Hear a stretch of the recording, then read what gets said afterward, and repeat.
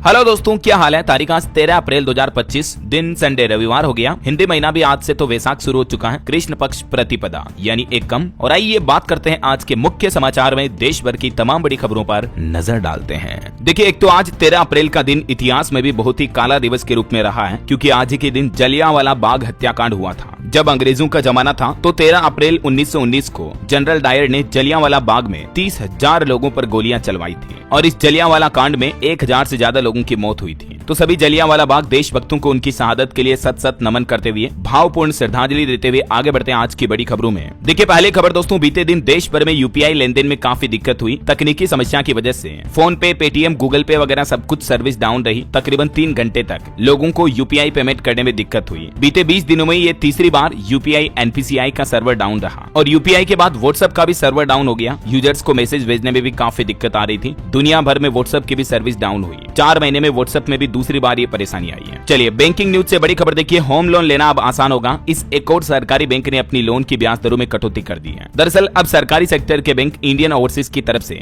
Bank ने repo rate से जुड़ी ब्याज दर में 0.25% तक की कटौती की है। हाल ही में भारतीय रिजर्व बैंक ने जो रेपो रेट घटाई थी, तो उसके बाद कई सारे बैंकों ने अपनी लोन की रेटें भी सस्ती की है। मैंने आपको इससे पहले अपडेट बताया भी था। आरबीआई के फैसले का असर दिखा। बैंक ऑफ इंडिया और यूको बैंक ने भी अपनी लोन की ईएमआई सस्ती की है ग्राहकों के लिए और उसके बाद अब इंडियन ओवरसीज बैंक की तरफ से भी ब्याज दरों में ये कटौती की गई है। हालांकि लोन की रेटों में कटौती के साथ ही कुछ बैंकों ने एफडी के रेट्स भी कट कर दिए हैं। जैसे देखिए, आरबीआई के रेपो ऐलान के 3 दिन बाद ही पंजाब नेशनल बैंक ने ग्राहकों को झटका दिया, ब्याज दर को लेकर बदलाव किया है। पीएनबी ने 3 करोड़ रुपए से कम की एफडी की ब्याज दरों में कटौती कर दी है और भी अलग अलग टेन्योर वाली एफडी पर अब पीएनबी का ब्याज कितना होगा, जिसकी परसेंट रेट भी आप देख सकते हैं स्क्रीन पर। और पीएनबी के अलावा देखिए, बैंक ऑफ इंडिया ने भी सावधि जमा पर ब्याज दरें घटाई है। 400 दिन वाली विशेष सावधि जमा पर बैंक की तरफ से एफडी के इंटरेस्ट रेट में कटौती की गई है। और इसके अलावा केनरा बैंक ने भी एफडी की ब्याज दरों में बदलाव किया। अब जमा पर आपको 0.8% तक अधिकतम ब्याज मिलेगा। केनरा बैंक की नई एफडी इंटरेस्ट रेट क्या होगी, देख सकते हैं आप इस टेबल में। इसी तरह से कोटक महिंद्रा बैंक की तरफ से भी एफडी की इंटरेस्ट रेट में कुछ बदलाव किए गए हैं। चलिए, बैंकिंग न्यूज के बाद अगली बड़ी खबर देखिए आप। भारत में दालों का आयात 7 साल के सबसे उच्च स्तर पर पहुंचा। खास करके मटर की बढ़ती हिस्सेदारी से घरेलू किसान भी चिंतित हुए हैं। मतलब दालों का इंपोर्ट बहुत ज्यादा पहुंच चुका अभी बीते 7 सालों में। चलिए, अगली खबर देखिए। नीति आयोग ने भारत में ऑटो कंपोनेंट निर्माण को बढ़ावा देने के लिए भी एक नया रोडमैप तैयार किया। सरकार का प्लान है साल 2030 तक ऑटो पार्ट्स के निर्यात को $20 बिलियन से बढ़ाकर $60 बिलियन तक करना है। मतलब ऑटो इंडस्ट्री में भी एक्सपोर्ट को बढ़ावा देने का ये प्लान बनाया गया। अगले 5 सालों में $145 बिलियन तक ले जाना है। वहीं हमारे देश के केंद्रीय आईटी मंत्री अश्विनी वैष्णव ने भी कहा कि भारत का सेमीकंडक्टर और एआई मिशन तेज रफ्तार से भी आगे चल रहा है और इस पर भी दोस्तों सरकार का लक्ष्य है साल 2030 तक $500 अरब का इलेक्ट्रॉनिक्स उत्पादन करना है हमारे देश में। चलिए, अगला अपडेट देखिए। देश के प्रधानमंत्री नरेंद्र मोदी ने वृक्ष मित्र दारीपल्ली रमैया के निधन पर शोक जताया और कहा कि उनकी हरियाली की सोच प्रेरणादायक है। पद्मश्री सम्मान से सम्मानित थे ये। इन्होंने तेलंगाना राज्य में 1 करोड़ से भी ज्यादा पौधे लगाए थे। इनके निधन पर तेलंगाना के मुख्यमंत्री रेवंत रेड्डी ने भी शोक जताया। ईश्वर इनकी आत्मा को शांति दे। चलिए, अगला अपडेट देखिए। दिल्ली में नौकरी पाने का सुनहरा मौका होगा युवाओं के पास, क्योंकि सरकार ईवी नीति से 20,000 नौकरियां पैदा करने की संभावना बना रही है। देश की राजधानी दिल्ली में जल्द ही नई इलेक्ट्रिक व्हीकल नीति लागू की जाएगी और इस नीति का उद्देश्य है राजधानी में प्रदूषण कम करना। सरकार का प्लान है 2027 तक 95% नए वाहनों को इलेक्ट्रिक बनाना है। और देखिए, हमारे देश के केंद्रीय वाणिज्य मंत्री पीयूष गोयल ने भी कहा कि WTO यानी वर्ल्ड ट्रेड ऑर्गेनाइजेशन के नियमों के तहत काम करता रहेगा भारत, लेकिन सुधार फिर भी जरूरी है। दुनिया भर में चल रहे टेरिफ वॉर के बीच केंद्रीय वाणिज्य मंत्री का यह बयान है। ये बात उन्होंने नई दिल्ली में आयोजित 9वें ग्लोबल टेक्नोलॉजी समिट में कही। चलिए, अगला अपडेट देखिए। सरकार ने रिपोर्ट जारी की। FY25 में यानी बीते वित्त वर्ष में रिकॉर्ड तोड़ 9 करोड़ से भी ज्यादा लोगों ने ITR फाइल किया और देखिए, इस ITR के डेटा के मुताबिक देश में 10,000 से ज्यादा लोगों की आय 10 करोड़ से ज्यादा है। सबसे ज्यादा ITR फाइल करने वाले राज्य के लोग हैं महाराष्ट्र, उसके बाद उत्तर प्रदेश, गुजरात और राजस्थान। चलिए, बड़ी खबर देखिए। वक्फ कानून के विरोध के चलते पश्चिम बंगाल के मुर्शिदाबाद में 3 लोगों की मौत हो गई। भीड़ ने एक पिता और बेटे को भी पीट कर मार डाला। इस घटना के बाद पश्चिम बंगाल की कोलकाता हाईकोर्ट ने आदेश दिया और कहा कि जल्द से जल्द सेंट्रल फोर्स तैनात करें। आपको पता होगा, वक्फ कानून के विरोध में पश्चिम बंगाल राज्य में तो 10 अप्रैल से हिंसा जारी है। इस बीच अब कलकत्ता हाईकोर्ट ने यहाँ केंद्रीय बलों की तैनाती के आदेश भी दिए। बीते दिन इस हिंसा में 120 से ज्यादा लोगों को गिरफ्तार किया गया और ऐसे में देश के एक्सपर्ट ये सवाल उठा रहे हैं कि आखिर नए वक्फ कानून का सबसे ज्यादा बवाल बंगाल में ही क्यों मचाया जा रहा है। मतलब कि वक्फ का संशोधित बिल कानून तो पूरे देश में लागू हुआ सभी राज्यों में, फिर आखिर इसका सबसे ज्यादा विरोध पश्चिम बंगाल राज्य में ही क्यों हो रहा है। कहीं न कहीं ये सवाल वाकई में सोचने लायक है। इस बीच बंगाल सरकार पर तो ये आरोप भी लगाए जा रहे हैं कि बंगाल की ममता बनर्जी सरकार हिंदुओं को डरा रही है और राज्य को बांग्लादेश बनाने की कोशिश कर रही है। बंगाल पुलिस भी मुख्यमंत्री के इशारों पर चुप बैठी है। इस माहौल के बीच पश्चिम बंगाल के मुख्यमंत्री भी बोले कि हम हिंसा का समर्थन नहीं करते हैं, लेकिन बंगाल में लागू नहीं होगा वक्फ कानून। अभी भी उनका यही कहना है। हालांकि बंगाल में हुई हिंसा के विरोध में उत्तर प्रदेश आगरा में भी करनी सेना ने तलवारें लहराई, बंदूकें लहराई। देख सकते हैं आप तस्वीरें। इनको रोकने में पुलिस के भी पसीने छूट गए। सपा सांसद रामजी सुमन का घर पूरा छावनी में बदल गया। इधर त्रिपुरा राज्य में भी वक्फ कानून के विरोध में हिंसक प्रदर्शन हुआ। 18 पुलिसकर्मी भी घायल हुए। 8 प्रदर्शनकारियों को भी गिरफ्तार किया गया। तो ये वक्फ कानून संशोधन को लेकर विरोध चल रहा अभी देश भर में। चलिए अगली बड़ी खबर देखिए। अमेरिका में हिंदू फोबिया को कानून बनाने के लिए बिल पेश किया अब ट्रंप सरकार ने। अमेरिका के जॉर्जिया राज्य ने हिंदू फोबिया को परिभाषित करते हुए नया बिल पेश किया है और अगर ये बिल अमेरिका के विधानसभा में पास हो जाता है तो हिंदुओं के खिलाफ नफरत के अपराधों पर सख्त कार्रवाई का रास्ता साफ हो जाएगा। इधर अमेरिका की ट्रंप सरकार ने भी टैरिफ पर यू टर्न लिया। अब स्मार्टफोन, लैपटॉप और चिप्स पर जवाबी टैरिफ नहीं लगाएगी अमेरिका सरकार। तो ट्रंप के इस फैसले से एप्पल, सैमसंग जैसी कंपनियों को भी फायदा होगा। इन सभी सामानों पर अब जवाबी टैरिफ शुल्क नहीं लगेगा, क्योंकि दोस्तों अमेरिका में ट्रंप के टैरिफ ऐलान के बाद आपको पता होगा दुनिया भर में मंदी का माहौल छा गया। तो अब ट्रंप सरकार ये फैसले ले रही है और वैसे बाकी देशों पर भी दुनिया भर में टैरिफ को 90 दिनों के लिए फिलहाल टाल दिया है। और अभी ट्रंप ने स्मार्टफोन, कंप्यूटर वगैरह इलेक्ट्रॉनिक गैजेट से रेसिप्रोकल टैरिफ हटा दिया है। सेमीकंडक्टर, सोलर सेल और मेमोरी कार्ड को भी छूट मिलेगी। इस फैसले से कई अमेरिकी टेक कंपनियों को भी राहत मिलेगी। वहीं खबर आ रही है इंडिया यूएस समझौते पर भी। देखिए भारत और अमेरिका में अंतरिम व्यापार समझौता सफलता के काफी नजदीक है। वार्तालाप के पहले चरण पर सहमति बनी। अगले 90 दिन में ये समझौता लागू हो सकता है। और दोस्तों इस मामले के बीच हमारे विदेश मंत्री डॉक्टर एस जयशंकर ने भी कहा कि अमेरिका से कारोबारी समझौता करना हमारी प्राथमिकता है। कारोबारी वार्ताकारों की टीम पूरी तरह से इसके लिए तैयार भी है। हमारे केंद्रीय वाणिज्य मंत्री पीयूष गोयल भी बोले कि बंदूक की नोक पर कोई डील नहीं करता भारत। अमेरिका के साथ ट्रेड समझौते पर उन्होंने ये बयान दिया। वहीं भारत के लिए एक अच्छी खबर तो ये आ रही है दोस्तों कि एसआईए के प्रमुख बोले सेमीकंडक्टर सप्लाई चेन में बदलाव का दौर शुरू हो चुका है और भारत के लिए भी ये सुनहरा मौका होगा। और वहीं दोस्तों दुनिया भर की ट्रेड वॉर के बीच एक खबर आ रही कि एक तरफा दबाव की अमेरिका नीति का मिलकर विरोध करेंगे दुनिया भर के देश। यूएस पर 125% टैरिफ लगाने के बाद ईयू यानी यूरोपियन यूनियन से बोला ये चीन। चाइना सरकार ने यूरोपीय संघ से ये अपील की है कि अमेरिका पर एक तरफा दबाव बनाने की नीति का विरोध करें ऐसा। और इस माहौल के बीच खबर ये है जल्द ही भारत यात्रा पर भी आएंगे ट्रंप के चहेते अमेरिकी उपराष्ट्रपति वेंस। तो पीएम मोदी से भी मुलाकात करेंगे। इस दौरान भी टैरिफ पर वार्तालाप संभव हो सकती है। मैंने आपको बताया था कल ही अपडेट। और वही देखिए टैरिफ ट्रेड वॉर एक तरफ है। इस बीच भारत अमेरिका के मध्य त्रिसेवा सैन्य अभ्यास का भी सफल समापन हुआ। ये भी चाइना को एक स्पष्ट संदेश है कि कहीं न कहीं भारत अमेरिका की दोस्ती अभी भी बरकरार है। और इसके अलावा भारत एक और सैन्य अभ्यास भी शुरू करने जा रहा। भारत और अफ्रीका के बीच समुद्री सहयोग की नई शुरुआत होने जा रही। आज 13 अप्रैल से तंजानिया में भारतीय सेना का बड़ा सैन्य अभ्यास शुरू होगा और ये पहल प्रधानमंत्री नरेंद्र मोदी के महासागर विजन के तहत की जा रही है। मतलब आज से भारत तंजानिया मिलकर सैन्य अभ्यास की मेजबानी करेंगे। 18 अप्रैल तक चलेगा ये, है ना। चलिए अगला अपडेट देखिए। इटली के उप प्रधानमंत्री ने भारत के विदेश मंत्री डॉक्टर एस जयशंकर से मुलाकात की। IMEC को आगे बढ़ाने पर भी बातचीत हुई। भूकंप पर बड़ी खबर आ रही दोस्तों। बीते दिन पड़ोसी देश पाकिस्तान में 5.8 तीव्रता का भूकंप आया और ये भूकंप की तीव्रता इतनी थी कि झटके जम्मू कश्मीर में श्रीनगर तक महसूस हुए हैं। हालांकि गनीमत ये रही दोस्तों की जान माल का नुकसान नहीं हुआ। और वैसे भूकंप को लेकर उत्तराखंड सरकार ने भी एक नया प्लान बनाया। देखिए आप भूकंप आने के 15 से 30 सेकंड पहले ही आपको मोबाइल पर अलर्ट मिल जाएगा। मुख्यमंत्री पुष्कर सिंह धामी ने भूदेव नाम के एक नए मोबाइल ऐप की लॉन्चिंग की है और इस ऐप को सभी राज्यवासियों को डाउनलोड करने की भी अपील की है। तो इस ऐप के माध्यम से आप भूकंप से पहले ही अलर्ट पा पाएंगे, सतर्क रहेंगे, है ना। चलिए अगली बड़ी खबर देखिए। 3 महीने के अंदर किसी भी बिल पर फैसला लेना जरूरी होगा। पहली बार देश के सर्वोच्च न्यायालय सुप्रीम कोर्ट ने राष्ट्रपति के लिए ये समय सीमा तय की है। अब मतलब हमारे देश के राष्ट्रपति के लिए ये नियम कंपलसरी होगा कि जो भी राज्य सरकारों द्वारा, राज्यपालों द्वारा भेजे गए विधेयक होंगे उन पर 3 महीने के अंदर अंदर फैसला लेना होगा। या तो उस विधेयक को कानूनी मान्यता देना या खारिज करना। ऐसा कांग्रेस ने भी सुप्रीम कोर्ट के इस फैसले को ऐतिहासिक बताया है। चलिए रेल यात्रियों के लिए एक अपडेट आ रहा। यात्रीगण कृपया ध्यान दें, 15 अप्रैल से बदल जाएगा तत्काल टिकट बुकिंग का नियम। रेलवे की तरफ से कई बड़े बदलाव लागू किए जा रहे हैं टिकट बुकिंग प्रक्रिया में। इन नए नियमों के तहत एक तो एसी क्लास के लिए बुकिंग सुबह 11 बजे और स्लीपर क्लास के लिए 12 बजे से टिकट बुकिंग शुरू होगी।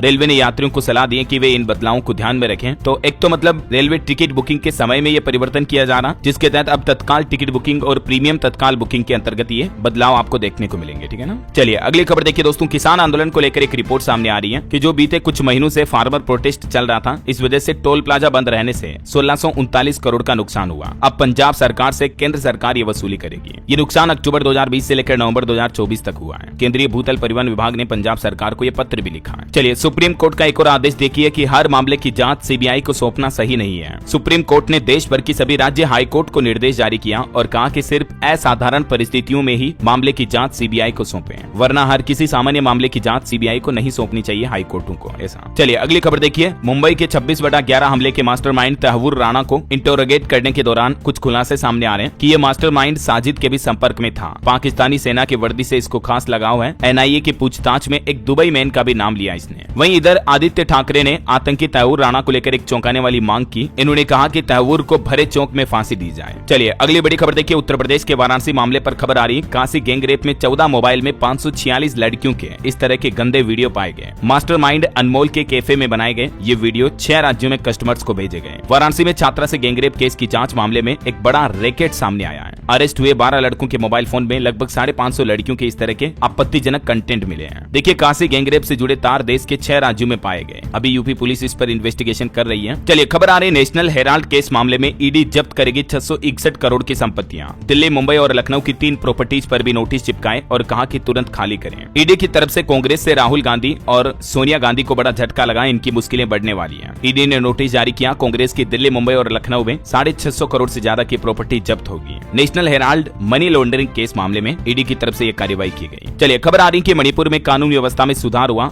जल्दी यहाँ नई सरकार बनेगी। एक भाजपा विधायक की तरफ से यह बड़ा दावा किया गया है। वहीं देखिए उत्तर प्रदेश के मुख्यमंत्री योगी आदित्यनाथ सरकार ने बड़ा फैसला लिया। अब बिना सत्यापन के भी बेच सकेंगे 100 क्विंटल से ज्यादा गेहूं। यूपी के किसानों को यह बड़ी राहत मिली है। यूपी में अब छोटे किसान 100 क्विंटल से ज्यादा गेहूं बिना किसी वेरिफिकेशन के बेच सकेंगे। इसके लिए बस सिर्फ उनको ऐप पर, मोबाइल ऐप पर पंजीकरण करना होगा। मतलब वहीं देखिए उत्तर प्रदेश में बेसिक शिक्षकों के तबादले की आवेदन की तारीख भी बढ़ाई गई। अब 20 अप्रैल तक अपने ट्रांसफर के आवेदन कर सकेंगे टीचर्स। और हज यात्रा पर भी खबर आ रही। 29 अप्रैल से उत्तर प्रदेश की राजधानी लखनऊ से हज यात्रा की पहली उड़ान उड़ेगी। 15 अप्रैल से लगाए जाएंगे दिमागी बुखार के टीके भी। वहीं खबर है दोस्तों देखिए यूपी लखनऊ में कल अंबेडकर जयंती के मौके पर युवा निकालेंगे भीम पद यात्रा। पूरे उत्तर प्रदेश में महापुरुषों की प्रतिमाओं की सफाई भी की जाएगी। इस मौके पर 13-14 अप्रैल को 2 दिन ये कार्यक्रम होंगे। आज से ही भव्य रैलियां निकाली जाएगी। चलिए खबर देखिए। सरकारी बैंक पीएनबी यानी पंजाब नेशनल बैंक ने अपने 131वें स्थापना दिवस पर 34 नए प्रोडक्ट्स लॉन्च किए हैं। नई सीएसआर साझेदारी का भी ऐलान किया और पीएनबी के इन 34 नई सेवाओं में 12 तो ग्राहकों के लिए केंद्रित जमा योजनाएं हैं और 10 डिजिटल परिवर्तन उत्पाद हैं। तो केनरा बैंक की तरफ से आपको ये नई सर्विस और नए प्रोडक्ट्स भी मिलेंगे, है ना। और खबर देखिए बेंगलुरु, गुरुग्राम में हजारों नए घर बनने जा रहे हैं। दिग्गज रियल एस्टेट कंपनी ने 8 प्रोजेक्ट्स लॉन्च किए हैं। शोभा रियल्टी की तरफ से ये 8 प्रोजेक्ट का निर्माण कार्य शुरू हो चुका है। भारत की एक अनोखी उपलब्धि देखिए दोस्तों। एआई यानी आर्टिफिशियल इंटेलिजेंस से पैदा हुआ पक्षी, और ऐसा करने वाला दुनिया का पहला देश बन चुका है भारत। दरअसल ये नई उपलब्धि हासिल हुई है राजस्थान में जैसलमेर के नाम। यहाँ सुदासरी गोडावण प्रजनन केंद्र में वैज्ञानिकों ने कृत्रिम गर्भाधान की तकनीक से गोडावण के बच्चों को जन्म दिया है और ये उपलब्धि भारत को विश्व में पहला देश बनाती है इस मामले में। वहीं दोस्तों नौकरियों को लेकर भी एक अच्छी रिपोर्ट आ रही है कि इस साल देश भर की कंपनियां अच्छी खासी रिक्रूटमेंट निकालेगी, हायरिंग करेगी।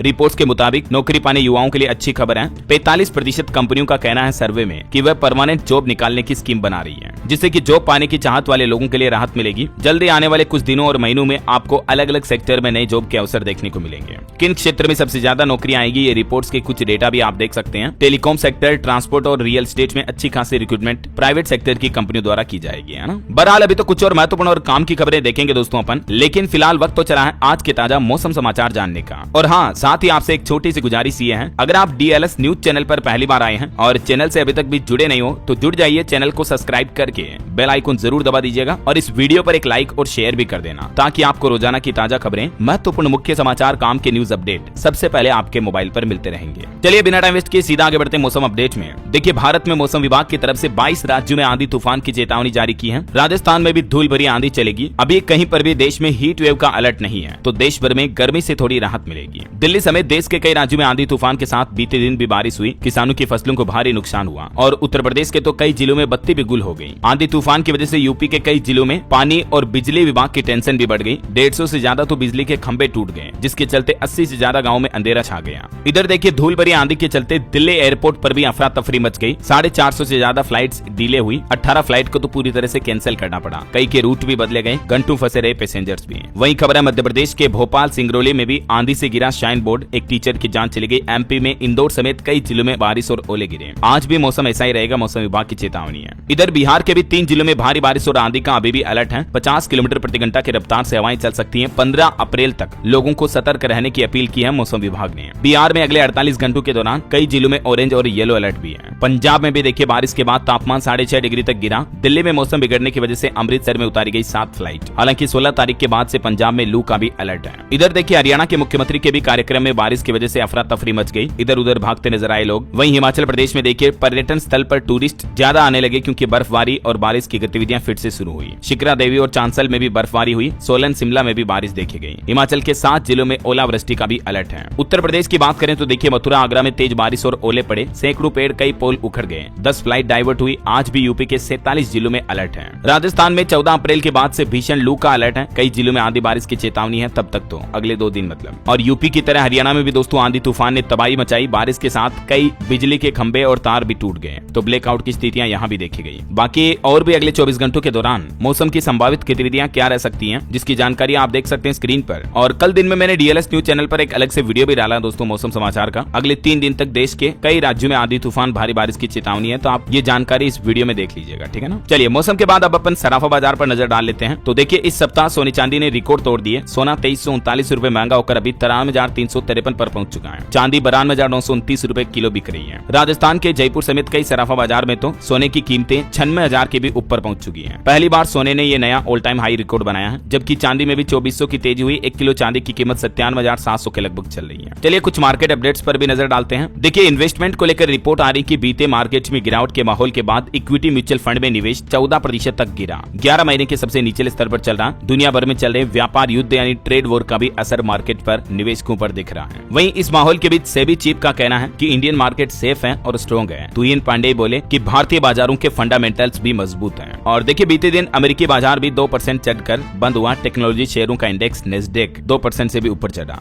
और देखिए भारतीय शेयर बाजार में 17 अप्रैल को भारतीय रिजर्व बैंक आरबीआई 40,000 करोड़ के सरकारी बॉन्ड खरीदेगा। मार्केट में लिक्विडिटी बढ़ाने के लिए आरबीआई ये नई कोशिश करने जा रहा है। और दोस्तों दुनिया भर में अमेरिका के ट्रंप की वजह से जो टेरिफ वॉर शुरू हुई, इस बीच एक चेतावनी भी आ रही है। अर्थशास्त्रियों ने यानी इकोनॉमिस्ट ने चेतावनी दी और कहा कि टेरिफ पर रोक लगाने के बावजूद भी अमेरिका में मंदी का खतरा बरकरार है, क्योंकि डोनाल्ड ट्रंप कभी भी कोई भी उल्टे सीधे फैसले ले सकते हैं। तो अमेरिका में अभी भी मंदी की भविष्यवाणी है। बताया जा रहा है कि आने वाले अगले 12 महीनों में अमेरिका में मंदी आने की 65% से भी ज्यादा संभावना है। गोल्डमैन सर्वे एजेंसी की तरफ से भी ये रिपोर्ट जारी की गई। और अमेरिका की ट्रंप सरकार ने तो एक और फैसला लिया। देखिए अमेरिका में अब विदेशी नागरिकों पर और गाज गिरी। 30 दिन से ज्यादा रुकने पर अब ये काम करना होगा, वरना सीधे जेल जाएंगे। मतलब जो लोग अमेरिका में 30 दिन से ज्यादा रह रहे हैं उन सभी विदेशी नागरिकों को संघीय सरकार के पास पंजीकरण कराना अनिवार्य होगा। ऐसा नहीं करने पर उन्हें जुर्माना, जेल और निर्वासन का भी सामना करना पड़ सकता है। अमेरिका की ट्रंप सरकार की तरफ से यह बड़ा फैसला लिया गया और देश भर में यह नया नियम लागू कर दिया विदेशी नागरिकों के वीजा सिस्टम पर भी, है ना। चलिए दोस्तों मार्केट के बाद आगे बढ़ते हैं अपन खबरों में। देखिए अगला अपडेट, बिहार में गरीबों को जल्द ही मिलेंगे 15 लाख नए मकान। केंद्रीय मंत्री शिवराज सिंह चौहान की तरफ से यह ऐलान किया गया। उन्होंने कहा कि बिहार में ग्रामीण विकास विभाग की योजनाओं को तेजी से शुरू किया जाएगा। और बिहार में देखिए एक और नई पहली बार महिला कबड्डी विश्व कप की शुरुआत होने जा रही है। 1 से 10 जून तक राजगीर में होगा भव्य आयोजन। इसमें दुनिया भर के कई देशों की टीमें शामिल होगी। कबड्डी वर्ल्ड कप होगा ये। और खबर है दिल्ली सरकार करेगी केंद्र सरकार के एपीएमएस मॉडल का उपयोग। अब केग ऑडिट की निगरानी में मिलेगी मदद। दिल्ली विधानसभा की तरफ से ये नया प्लान किया गया। वहीं देखिए फ्लैट में रहने वालों को महंगाई का और सामना करना पड़ेगा। अब फ्लैट के मेंटेनेंस पर आपको 18% जीएसटी भी देना पड़ेगा। अपार्टमेंट और सोसाइटी में रहने वाले लोगों के लिए बड़ी खबर आ रही है।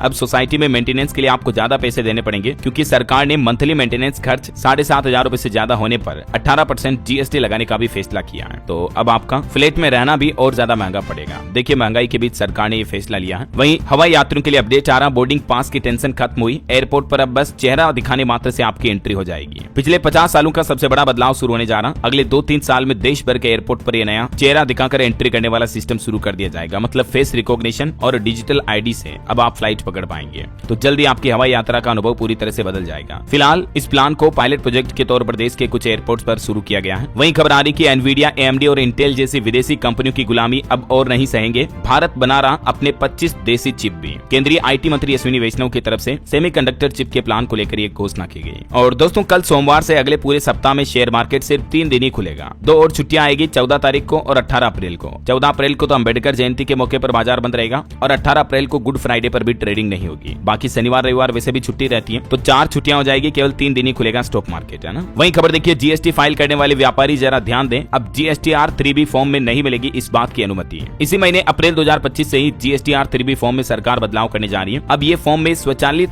रूप से मूल्य भरे जाएंगे। GSTN की तरफ से ये अहम जानकारी दी गई, कारोबारियों के लिए खास करके ये अपडेट है। GST पोर्टल पर अब आपको ये बदलाव देखने को मिलेंगे। ज्यादा जानकारी आप वीडियो को पॉज करके देख लीजिएगा, है ना। चलिए अगली खबर देखिए, पेगासस जासूसी मामले पर कांग्रेस ने केंद्र की मोदी सरकार पर निशाना साधा, सुप्रीम कोर्ट में दस्तावेज पेश करने की मांग की। खबर है, भारतीय नौसेना प्रमुख ने तंजानिया का दौरा किया। AIKE-YME अभ्यास से मजबूत होंगे भारत अफ्रीका के सैन्य संबंध। आज से इसका शुभारंभ होने जा रहा, मैंने आपको बताया था ना। और देखिए, भारत के साथ संबंध मजबूत करना चाहती है जर्मनी की भी नई सरकार। रक्षा और कुशल श्रमिकों पर फोकस रहेगा। एकरमैन की तरफ से भारत जर्मनी के रिश्तों को लेकर बयान दिया गया। ग्लोबल साउथ पर भी एक अपडेट देखिए, वैश्विक दक्षिण के साथ संबंध बनाने के लिए अच्छी स्थिति में है भारत और यूरोपीय संघ। भारतीय राजदूतों ने भी इस बात पर विश्वास जताया। वहीं दोस्तों, वैज्ञानिकों की एक चौंकाने वाली स्टडी सामने आ रही है कि महिलाओं की सुनने की शक्ति पुरुषों से ज्यादा होती है, बेहतर होती है। और हम इंसानों की जो श्रवण पावर होती है, मतलब सुनने की शक्ति होती है, उस पर माहौल और इलाके के वजह से भी असर पड़ता है। लेकिन फिर भी कुल मिलाकर शोध से ये पता चला कि पुरुषों की तुलना में महिलाएं बेहतर सुन सकती हैं। उनकी श्रवण क्षमता औसतन पुरुषों की तुलना में 2 डेसिबल ज्यादा होती है। चलिए खबर देखिए, राम रहीम मामले पर खबर आ रही। डेरा सच्चा सौदा हिंसा मामले में एक साथ बरी हुए 29 आरोपी। पंचकुला जिला अदालत ने सुनाया फैसला। और खबर देखिए, AI की पूरी क्षमता सामने लाने के लिए दक्षिण अफ्रीका सरकार ने G20 देशों से बड़ी अपील की और कहा कि अंतर्राष्ट्रीय समुदाय से मदद लें और दुनिया भर में आर्टिफिशियल इंटेलिजेंस को बढ़ावा दें ताकि उच्च तकनीकी का फायदा सभी देशों को मिल सके। ऐसा चलिए अगला अपडेट देखिए, राजस्थान के कोटा में शहीद की बेटी का लोकसभा अध्यक्ष ओम बिरला ने भरा मायरा। वीरांगना को चुनरी ओढ़ाकर भात की रस्में भी निभाई। 6 साल पहले उन्होंने ये वादा किया था। पुलवामा शहीद वीरांगना मधुबाला के घर बेटी की शादी में मायरा भरने पहुंचे खुद लोकसभा अध्यक्ष ओम बिरला। ये तस्वीरें आप देख सकते हैं। चलिए खबर देखिए, प्रधानमंत्री नरेंद्र मोदी 14 अप्रैल को हरियाणा के यमुनानगर का दौरा करेंगे। यहाँ 7,100 करोड़ रुपए के प्रोजेक्ट्स का शिलान्यास भी करेंगे। 50,000 लोगों के जुटने की संभावना है। वहीं देखिए, इटली के उप प्रधानमंत्री और विदेश मंत्री एंटोनियो तजानी ने नई दिल्ली में देश की राष्ट्रपति द्रौपदी मुर्मू से भी मुलाकात की। इस दौरान भारत इटली के बीच द्विपक्षीय व्यापार और निवेश संबंधों में बढ़ोतरी की भी संभावना जताई गई। और खबर है, केंद्रीय वित्त राज्य मंत्री पंकज चौधरी ने संपत्ति निपटान समिति के अध्यक्ष DK सेठ को 515 करोड़ रुपए से ज्यादा का DD यानी डिमांड ड्राफ्ट सौंपा। चलिए अगला अपडेट देखिए, दुनिया भर के हवाई अड्डों में सिंगापुर का हवाई अड्डा सबसे सर्वश्रेष्ठ नंबर 1 पर रहा विश्व हवाई अड्डा रैंकिंग 2025 की लिस्ट में। लगातार 13वीं बार वर्ल्ड बेस्ट एयरपोर्ट के नाम का रिकॉर्ड हासिल हुआ है सिंगापुर के चांगी एयरपोर्ट को।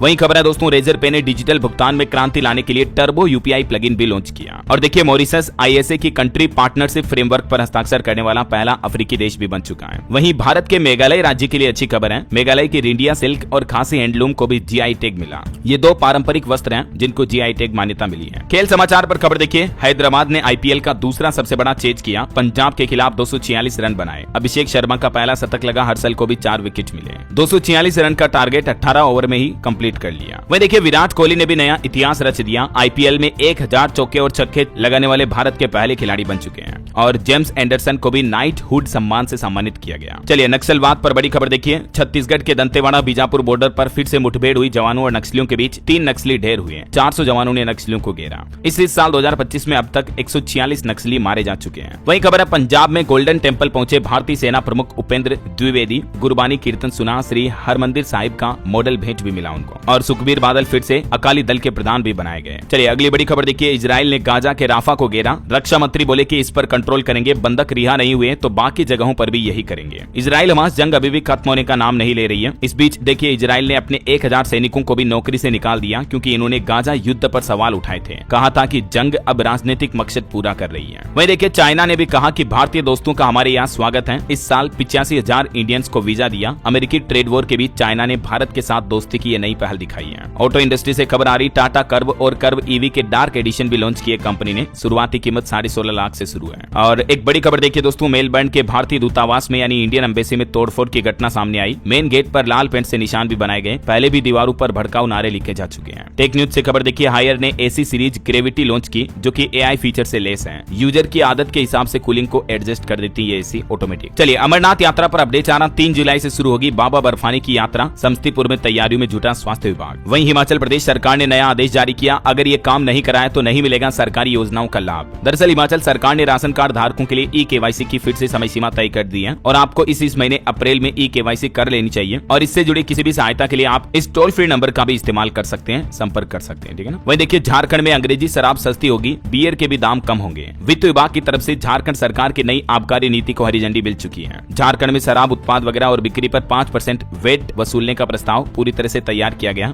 जिसे वित्त विभाग ने हरी झंडी दे दी है। वर्तमान में 75% वेट लिया जा रहा है, तो इसको घटाया जाएगा। इससे झारखंड में शराब की खपत बढ़ेगी और सस्ती भी होगी। चलिए खबर आ रही, इसी महीने 19 अप्रैल को दुनिया के सबसे ऊंचे चिनाब रेलवे ब्रिज का भी उद्घाटन करेंगे पीएम मोदी। 1200 से ज्यादा जवान सुरक्षा के लिए चप्पे चप्पे पर तैनात रहेंगे। जम्मू कश्मीर में चिनाब नदी पर बना हुआ है ये पुल। और खबर देखिए, आधार कार्ड के जैसे ही बनेगी किसानों की यूनिक आईडी, एक क्लिक पर आपको पूरी डिटेल मिल जाएगी। बिहार सरकार की तरफ से भी किसानों के लिए किसान आईडी कार्ड बनाना शुरू कर दिया है और सभी किसानों को कृषि योजनाओं का लाभ लेने के लिए ये आईडी कार्ड बनाना अनिवार्य होगा। अभी बिहार सरकार अलग अलग जगहों पर कैंप भी लगा रही है। दूसरी राज्य सरकारों भी ये किसान आईडी कार्ड बनाने का काम शुरू करने जा रही है। बिहार के कुछ और अपडेट देखिए दोस्तों, बिहार के सरकारी स्कूलों में अब बिना आधार कार्ड के भी बच्चों का नामांकन हो पाएगा। एसीएस एस सिद्धार्थ की तरफ से जानकारी दी गई। चलिए अगला अपडेट आ रहा, हरियाणा में गरीब बच्चों को मिलेगी फ्री शिक्षा, प्राइवेट स्कूलों को 25% सीटों पर देना होगा एडमिशन। हिमाचल सरकार की तरफ से स्कूलों के लिए ये नए दिशा निर्देश जारी किए हैं। अभिभावक उज्ज्वल पोर्टल के माध्यम से आवेदन कर सकते हैं। और हरियाणा में आम लोगों के लिए एक और खुशखबरी देखिए, अब राज्य के जिला अस्पतालों में मरीज ले सकेंगे निजी कमरे भी, आश्रय गृह में रहेंगे सहयोगी। हरियाणा सरकार जल्दी सभी जिला अस्पतालों में मरीजों के लिए कम खर्च पर निजी कमरे भी उपलब्ध करवाएगी, जैसे प्राइवेट हॉस्पिटल में सुविधाएं होती है ना, वैसे ही। चलिए खबर आ रही, दिल्ली में झुग्गी वालों के लिए बड़ी खुशखबरी। मुख्यमंत्री रेखा गुप्ता ने ऐलान किया और कहा कि दिल्ली में जल्द ही खुलेगी 100 नई अटल कैंटीन।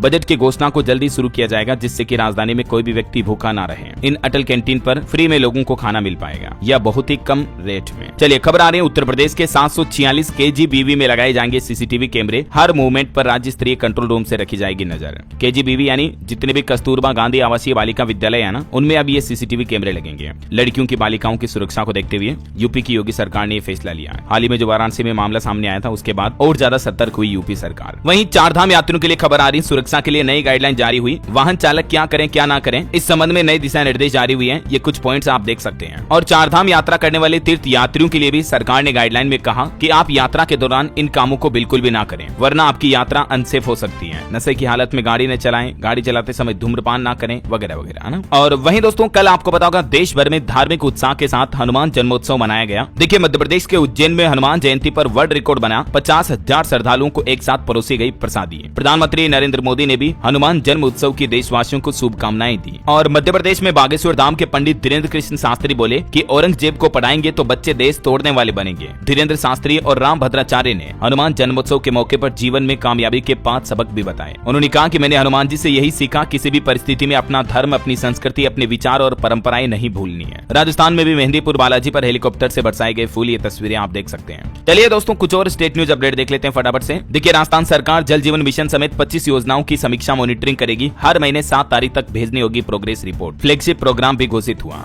वहीं राजस्थान में कोर्निया प्रत्यारोपण की बड़ी सफलता मिली। डॉक्टर्स वैज्ञानिकों को 3 महीने में 770 कोर्निया संकलित हुए हैं। और बड़ी खबर देखिए, मध्य प्रदेश में लाडली बहना योजना की अप्रैल की किस्त अटकी हुई है। कांग्रेस ने कहा कि सरकार की नीयत बदली या कर्ज बढ़ा। भाजपा ने कहा 16 अप्रैल को राशि ट्रांसफर होगी। खबर है छत्तीसगढ़ में अब हर घर में कचरा बाल्टी देगी सरकार। विष्णुदेव साय सरकार ने नई पहल की है। डस्टबिन बांटने के लिए 474 करोड़ रुपए खर्च किए जाएंगे। वहीं छत्तीसगढ़ के 17 जिलों में होगी ई सुनवाई। आदिवासी इलाकों में भी शुरू होगी नई बेंच। 6000 से ज्यादा उपभोक्ता मामले जो पेंडिंग है, तो अब कोर्ट में ई सुनवाई होगी वीडियो कॉलिंग के जरिए। वहीं छत्तीसगढ़ में देखिए आप, मुख्यमंत्री हाउस घेरेंगे अनियमित कर्मचारी। नियमितीकरण की मांग को लेकर आज राज्य भर में प्रदर्शन होगा। और खबर है छत्तीसगढ़ में मुख्यमंत्री तीर्थ दर्शन योजना का भी शुभारंभ हुआ। मनेन्द्रगढ़ से 90 श्रद्धालु उज्जैन ओंकारेश्वर की यात्रा पर रवाना हुए। और छत्तीसगढ़ हाईकोर्ट ने भी कहा कि प्रमोशन के लिए नियम बनाना नियोक्ता का अधिकार है। पदोन्नति नियम को हाईकोर्ट कर्मचारियों ने चुनौती दी थी, तो इस पर यह फैसला सुनाया। और बड़ी खबर देखिए, उत्तर प्रदेश में बिजली कर्मचारियों ने बड़ा आंदोलन शुरू करने की घोषणा की है। लखनऊ, वाराणसी और आगरा में सत्याग्रह आंदोलन की घोषणा की है। खबर है झारखंड के 12 जिलों के लिए आज बारिश का ऑरेंज अलर्ट। 60 किलोमीटर प्रति घंटा की रफ्तार से हवाएं भी चल सकती हैं। आकाशीय बिजली गिरने की भी संभावना, तो सावधान रहे। और देखिए हरियाणा के भिवानी में आज 13 अप्रैल को एथलेटिक नर्सरी का ट्रायल होगा। चयनित खिलाड़ियों को 2000 रुपए मासिक पोषण भी देगी हरियाणा सरकार। 8 से 19 साल तक के बच्चे भाग ले सकेंगे। और देखिए हरियाणा रोहतक में मिड डे मील वर्कर्स ने भी प्रदर्शन किया। बकाया मानदेय और 26,000 वेतन करने की मांग की। 20 मई को राज्यव्यापी हड़ताल की भी चेतावनी दी मिड डे मील वर्कर्स ने। और खबर देखिए, पंजाब लुधियाना पहुंचे मुख्यमंत्री भगवंत मान। पीएयू में किसानों से मुलाकात की और बोले कि इस बार गेहूं की बहुत डिमांड है, केंद्र सरकार ड्रामेबाजी करती है। और वहीं देखिए उत्तराखंड में बीजेपी ने शुरू किया अंबेडकर सम्मान अभियान। 13 से 25 अप्रैल तक आयोजित होंगे विभिन्न कार्यक्रम। वैसे उत्तराखंड में बिजली के दाम भी बढ़ चुके हैं। विद्युत नियामक आयोग ने 5.5% बढ़ोतरी का ऐलान किया। 27 लाख उपभोक्ताओं को महंगाई का झटका लगेगा। और सुप्रीम कोर्ट का एक फैसला देखिए, किसी भी राज्य के राज्यपाल के बाद राष्ट्रपति पर भी सुप्रीम कोर्ट सख्त हुआ और कहा कि राष्ट्रपति के पास पूर्ण वीटो का अधिकार नहीं है। 3 महीने के अंदर अंदर किसी भी राज्य सरकार के